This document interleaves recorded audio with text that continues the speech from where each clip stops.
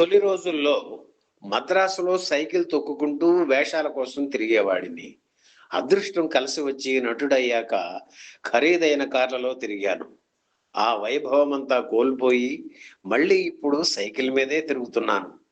ఒకప్పుడు మా ఇంటి పేరైన కస్తూరి వాసనే ఇంట్లో నిత్యం గుప్పమనేది.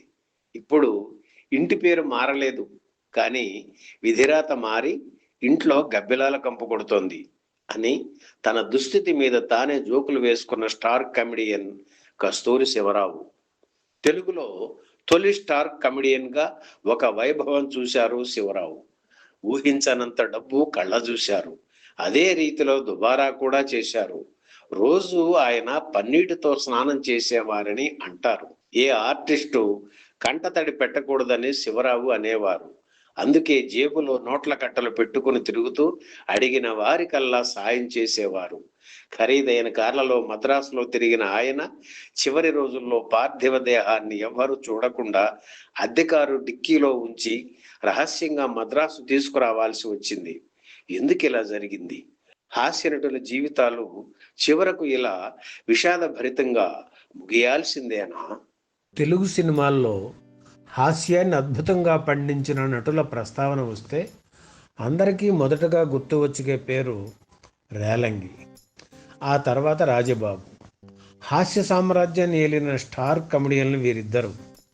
అయితే రేలంగి కంటే ముందు తరంలో హాస్య నటుడిగా చక్రం తిప్పిన వ్యక్తి కస్తూరి శివరావు. ఈ పేరు చెప్పగానే ఆయన చేసిన పాత్రలు ప్రేక్షకులకు వెంటనే గుర్తుకు రాకపోవచ్చు, కానీ ఒకప్పుడు హీరోలను వదిలి శివరావు వెంట ప్రేక్షకులు పడేవారన్నమాట వాస్తవం. 1940 నుంచి 50 వరకు ఒక దశాబ్దం పాటు శివరావు స్టార్ కమెడియన్గా ఒక వెలుగు వెలిగారు. ఆ రోజుల్లో సినిమా వాల్ పోస్టర్స్ మీద శివరావు బొమ్మ కానీ పేరు కానీ కనిపిస్తేనే జనం ఆ సినిమా చూడడానికి పరుగులు తీసేవారు. కొన్ని సినిమాల్లో హీరో హీరోయిన్ల కంటే శివరావుకే ఎక్కువ పారితోషికం ఉండేది. అప్పట్లో ఆంధ్ర ప్రాంతం నుండి తిరుపతికి వచ్చే బస్సులన్నీ మద్రాసుకు చేరేవి. ముందుగా వాళ్ళంతా బజుల్లా రోడ్డులో ఉన్న ఎన్టీఆర్ ఇంటికి వచ్చి ఆయన్ని చూసేవారు. ఎన్టీఆర్ పక్క ఇల్లే శివరావుది. దాంతో ఆయన్ను కూడా చూసేసి జనం పరమానంద భరితులయ్యేవారు. ఇంత పేరు కీర్తి సంపాదించిన కస్తూరి శివరావు ఎంత డబ్బు సంపాదించి ఉండాలి, ఎన్ని ఇళ్ళు కట్టించి ఉండాలి? కానీ అలా జరగలేదు. ఇళ్ళు ఆస్తుల విషయం అలా ఉంచితే ఆయన చనిపోయే నాటికి చేతిలో చిల్లు గవ్వ కూడా లేదంటే ఆశ్చర్యం కలుగుతుంది. ఏ రోడ్డు మీద ఖరీదైన కారులో తిరిగాడో అదే రోడ్డు మీద డొక్కు సైకిల్ మీద తిరిగే పరిస్థితి రావడం నిజంగా హృదయ విదారకం. ఆయన సంపాదించిన డబ్బు ఏమైంది? కార్లు బంగ్లాలు ఏమయ్యాయి? ఆయన పతనానికి కారణం ఎవరు అని ప్రశ్నిస్తే శివరావే అనే సమాధానం వస్తుంది. కస్తూరి శివరావు సొంత ఊరు కాకినాడ. మధ్యతరగతి బ్రాహ్మణ కుటుంబంలో జన్మించారు. ఇంటర్ వరకు చదువుకున్నారు. కోలమొహం, మనిషి సన్నగా ఉండేవారు. శివరావు తండ్రి దగ్గర దర్శక నిర్మాత చిత్తజిల్లు పుల్లయ్య చదువుకున్నారు. ఆ అభిమానంతోనే శివరావు కుటుంబాన్ని ఆదుకునేవారు. ఇంటర్ అయ్యాక పుల్లయ్య గారి ప్రోత్సాహంతో సినీ ఆపరేటింగ్ పరీక్షలో పాస్ అయ్యి తాడేపల్లిగూడెం, తుని, అనకాపల్లి, కాకినాడ పట్టణాల్లోని థియేటర్స్లో ఆపరేటర్గా పనిచేశారు. కొన్నాళ్ళు మూకీ సినిమాలకు టెంట్ హాల్ మధ్యలో నిలబడి వ్యాఖ్యానం చెప్పేవాడు. హాస్య చిత్రుడు కావడంతో తన మాటలతో జనాన్ని నవ్వించేవారు. పుల్లయ్య గారు కలకత్తాలో చిత్ర నిర్మాణం ప్రారంభించి తనతో పాటు శివరావును కూడా తీసుకెళ్లారు. భానుమతి తొలి చిత్రం వరవిక్రయంలో చిన్న వేషం వేయించారు. మాలతీ మాధవంలో హాస్య పాత్ర ఇచ్చారు. ఆ తర్వాత బారిస్టర్ పార్వతీశం, చూడామణి చిత్రాల్లో నటించారు శివరావు. 1941లో వచ్చిన చూడామణి చిత్రంలో శివరావు పోషించిన మంగళి శాస్త్రి వేషంతో ఆయన అందరి దృష్టిని ఆకర్షించాడు. ఆ తర్వాత స్వర్గసీమ, ముగ్గురు మరాఠీలు చిత్రాలు ఆయనకు పేరు తెచ్చిపెడితే అక్కినేని నటించిన బాలరాజు చిత్రం ఆయన్ని స్టార్ కమెడియన్ని చేసేసింది. ఆ రోజుల్లో శివరావు పోషించిన ఎల్లమంద పాత్ర చూసి జనం విరగబడి నవ్వేవారు. బాలరాజు చిత్రం ఆంధ్రాలో రజతోత్సవం జరుపుకుంది.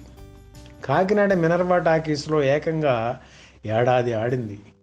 ఆ సినిమాలో శివరావు పాడిన దేవుడయ్యా దేవుడు పాట గ్రామ్ఫోన్ రికార్డు విపరీతంగా అమ్ముడయింది. ఇక అప్పటి నుంచి శివరావు స్టార్డమ్ మొదలైంది. గుణసుందరి కథ, లైలా మజ్ను, రక్షారేఖ, శ్రీలక్ష్మమ్మ తదితర చిత్రాల్లో నటించి ప్రేక్షకులను అలరించారు. సినిమాలో శివరావు తప్పకుండా ఉండాలనే డిమాండ్ మొదలైంది. తెలుగులో బూతు డైలాగులు చెప్పడం శివరావుతోనే మొదలైంది. శ్రీలక్ష్మమ్మ కథ చిత్రంలో ఆవకాయ బద్ద అప్పడాల కర్ర డైలాగు మాస్ ఆడియన్స్ను అలరించింది. ఈ సినిమాలో శివరావు కనకం మీద చిత్రీకరించిన చీటికి మాటికి చిట్టెమ్మంటావు పాటలో బూతు జోరు ఎక్కువ కావడంతో కొన్ని పదాలకు సెన్సార్ కత్తెర వేసింది. కనకంతో పాటు సీత, నారీమణి, సురభి బాలసరస్వతి మొదలైన తారలు శివరావు పక్కన నటించారు.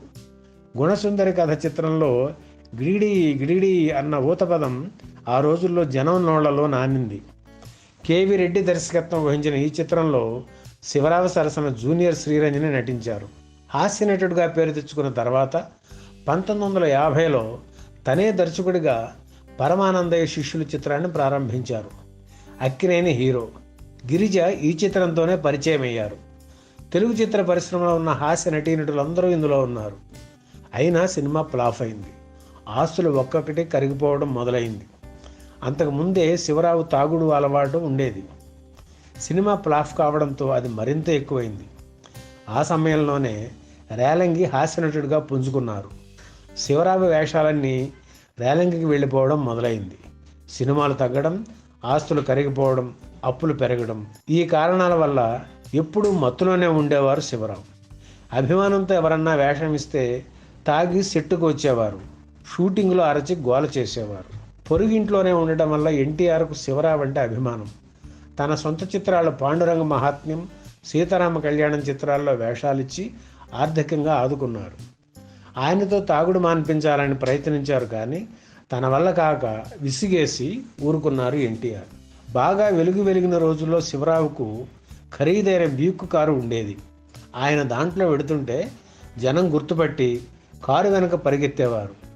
అటువంటి వ్యక్తే చివరి రోజుల్లో మళ్ళీ తన పాత వాహనం సైకిల్ మీద తిరిగేవాడు. విధి విచిత్రం అంటే ఇదే. శివరావు భార్య పేరు శకుంతల, కొడుకుకి తండ్రి పేరు వెంకట శివరామకృష్ణానందం అని పెట్టారు. ముగ్గురు ఆడపిల్లలు, సూర్యకుమారి, రామమ్మ, కామేశ్వరమ్మ. నటుడిగా, నిర్మాతగా, దర్శకుడిగా, పంపిణీదారుడిగా అన్ని రంగాలను చూసిన శివరావును ఆ రోజుల్లో ఆంధ్ర చాప్లిన్ అని పిలిచేవారు. చివరి రోజుల్లో దురలవాట్లకు తోడు ఆర్థిక సమస్యలు శివరావును అతలాకుతలం చేశాయి. తనకి పారితోషికం ఎగ్గొట్టిన నిర్మాతల మీద కోర్టులో కేసులు కూడా వేశారు. ఏళ్ల తరబడి కోర్టుల చుట్టూ తిరగడం ఆయన్ని మానసికంగా కుంగదీసింది. 44 ఏళ్లకే 100 ఏళ్ల జీవితానికి తనే ముగింపు చెప్పేసి 1966 ఫిబ్రవరి 25న తెనాలిలో కన్నుమూశారు శివరావు. అతని మరణం కూడా హృదయ విదారకం. అర్ధరాత్రి రైల్వే స్టేషన్ సమీపంలో రోడ్డు మీద నిర్జీవంగా పడి ఉన్న శివరావును చాలాసేపు ఎవ్వరూ పట్టించుకోలేదు. ఆ మర్నాడు వెంకట్రామయ్య అనే రంగస్థల నటుడు శివరావును గుర్తుపట్టి తనే ట్యాక్సీని మాట్లాడి మృతదేహాన్ని మద్రాసు పంపించాడు. శవం కారులో ఉండేదని తెలిస్తే తన కారు ఎవరో ఎక్కరని ట్యాక్సీ డ్రైవర్ గోల చేయడంతో చేసేది లేక డిక్కీలో శవాన్ని పెట్టి మద్రాసు చేర్చారు. ఇంట్లో దహన సంస్కారాలకు డబ్బు కూడా లేదు. అప్పుడు రేలంగి ముందుకు వచ్చారు. జైహింద్ సత్యం, రాజబాబు, అల్లు రామలింగయ్య, పేకెట్ శివరాం ఆయన్ని అనుసరించారు. 3వ రోజున అక్కినేని వాళ్ళ ఇంటికి వెళ్ళి కొంత ఆర్థిక సహాయం చేశారు. నటి శారద శివరావు కొడుకుకు ఉద్యోగం ఇచ్చి చాలా రోజులు ఆదుకున్నారు.